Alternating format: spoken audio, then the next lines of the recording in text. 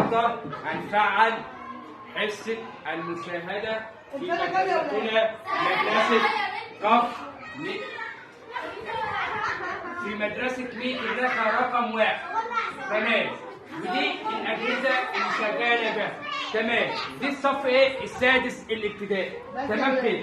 أولاً هنتكلم عن الأجهزة. أول حاجة قناة مدرستنا التردد بتاعها عشان تروح البيت برضك تكمل تفعيلك ليه؟ هي 1 2 3 0. هكتبه لكم على السبورة. ده 1 2 3 0 3 هتجيبه في البيت وتكمل معانا الشغل بتاعك. يبقى الخصائص الاقتصادية للبيئة الزراعية حصة مشاهدة. يبقى أنت تفعل دور قناة مدرستنا في مدرسة ميت الرخا رقم ايه؟ 1. يعني ماشي؟ وادي الأجهزة المستخدمة اهي. المشاركة والتفكير في الجهاز اهوت الكمبيوتر.